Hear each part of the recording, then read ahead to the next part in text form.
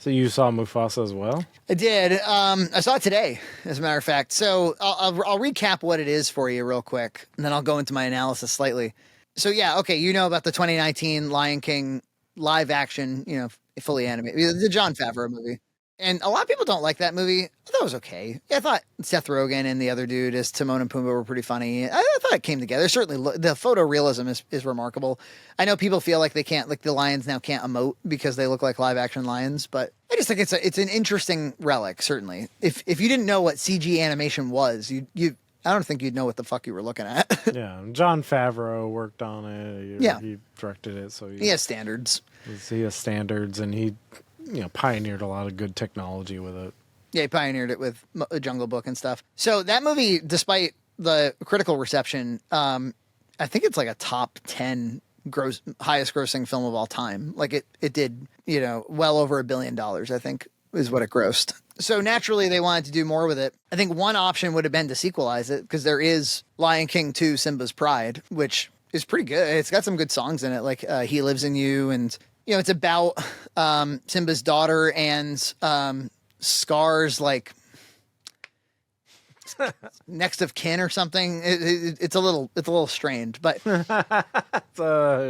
is that bastard? Well, Disney, like you'd think they'd want to do something about like a young girl now. Like it would have fit their thing better, I think. But for some reason they went with like, let's do a Mufasa prequel. And they honored Simba to Lion King 2, because the framing of the movie is that Rafiki is telling Timon and Pumbaa the story to Kiara, Simba's daughter. Oh, okay. And Simba and Nala are like, they're fucking off someplace to go have a baby. Like she's about to give birth and they want to go do it in some special spot. And so the story is this. And there actually is like a considerable amount of like Timon and Pumbaa and like present day. There's probably like 10 minutes across the 2 hours. There's some funny bits in it. Like there's a part of the story where Mufasa gets separated from his family, and Pumbaa's like, "Did you sing the song to him? Hakuna Matata?" And they were like, "I don't think singing would have helped him." And they're like, "Of course it would. Simba thought he killed his dad, and we sang the song, and he was all better." That's pretty self-aware, yes. Yeah. So just to be clear, we're not in this story. There's a lot of stories with all of us. Tell one of those. So Mufasa was born as like kind of a rando lion to like two loving parents, and in a flood they get separated, and he becomes a stray, and he stumbles upon this royal family of this like other area. Oh, and his loving parents talked about going to this place called Malele, which turned out to be the Pride Lands. Spoilers. So he comes across this other family, and they're like really like not into outsiders, because they're constantly threatened by this group of like albino lions called the Outsiders that like, I don't know, want to usurp them. These like aggressive lions. So there's a son named Taka, which we get at first, because they have British accents, we thought it was Tucker. Like in South Park, like when Russell Crowe is like, Taka. Let's ask our old friend Taga. Fuck Tucker, Tucker sucks. Fuck Tucker, Tucker sucks. Fuck Tucker, Tucker sucks. Yeah, his parents like don't want anything to do with the stray. So Taka, spoilers, is Scar, and this is the worst part of the movie by far. So he's like really nice. He wants a brother. He's like, I always wanted a brother. They make them race. So it's like, if he's not faster than you, then we don't want him, with us. And so like Taka throws the race so that he can be let in. The father never really warms to Mufasa, but the mother does, especially when she learns he's a good tracker and he's got this, nose and stuff. It becomes obvious that Mufasa is more anointed than Tucker is in all things, but their relationship's really strong the whole time. And Taka shows like no signs of being an asshole, like at all. Maybe a little awkward at times, or a little bit like fearful at times, but not an asshole, not even slightly. So they're attacked by the Outsiders. Mufasa kills one of them. Turns out it's the son of the head of their pack. So they all, swear vengeance on Mufasa. They kill Tucker's parents. Tucker is not especially like resentful to Mufasa about it. They get on the move, and along the way they basically form like a fellowship with like Zazu and Rafiki. Rafiki, who's considered kind of like a like a witchcraft guy by his tribe, for he has all these visions, and he's he speaks to the insects. And then Sharabi, who will eventually become Mufasa's wife. So they're making their way through the mountains. They're trying to get to this Malele place. They're erasing their tracks so they can't get followed. And Taka decides that he's in love with Sharabi and wants to like put the moves on her. And Mufasa's feeding him all the nice lines, but he's really awkward and unattractive to her. And quickly she's more into Mufasa. He saved her life one time in like a stampede in the middle of the movie. They have like a "Can you feel the love tonight" type of moment that Taka witnesses. And just like that, EJ, he basically becomes Scar. Like just like that. Like he becomes like a conniving asshole suddenly. Yeah, this sucks. Yeah. Like this whole plot sucks. It's just so like, what the fuck is the point of this? And so he like sides with the albinos, and then they make it to the Pride Lands, and he leads them there, and they have a big war, and Mufasa like rallies the Pride Lands against the outsiders, and and so they all consider him the king. He defeats the bad guys.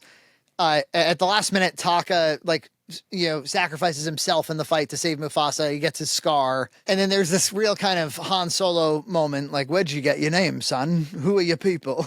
What's your name, son? Han. What? Who are your people? I don't have people. I'm alone. Solo. They're like, banish him, Mufasa.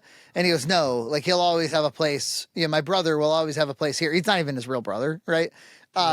Which makes the cartoon make no sense because right. He talks about being in the shallow end of the gene pool, which means they're related. Makes no sense. And he goes, my brother will always have a place here, but I'm not going to say your name anymore. And then he's like, okay, call me Scar then, so I won't forget what happened. And he's like, okay. That's basically it. And then, and then Kiara sees Mufasa in the sky, and that's the movie. So you're left wondering, like, what was the point of any of that? You would have been way better off with Lion King 2, or the lovely Lion King 1.5, the Rosencrantz and Guildenstern of Lion King. It's an animated film where it's Lion King 1 from Timon and Pumbaa's perspective, and it's actually very good. Yeah, I remember my friend, he was obsessed with DVD, so I think he got it, and I watched it way too old, but it was fun. There's good music in it. The Meerkats are singing a song about digging tunnels, like dig a tunnel, dig a tunnel. Oh yeah, dig a tunnel, dig a tunnel. Watch before the hyena come. It's good.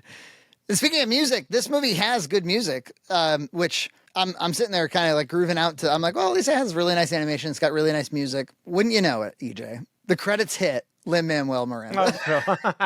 He's the only one who can write good music. And I heard that he did not do Moana 2 because he was busy doing this. Wow. So I'm like, okay, we need to redo some of this. He should be doing Moana 2. No. And this movie should be left to rot. Yeah. It's perplexing. But it's funny, though, because when you look at like the list of the top movies of the year, they're all Disney. They own a lot of shit. Deadpool and Wolverine. And, they pull people in. Yeah, Moana 2, and yeah. But yeah, this is just one of their duds this year. So yeah, it's totally a dud, but it's not like it doesn't infuriate me. It's not. It doesn't feel like, even though it is a big IP, it doesn't really feel like they took a big shit on something. It just feels like you made a movie that like was kind of a stupid green light. Yeah.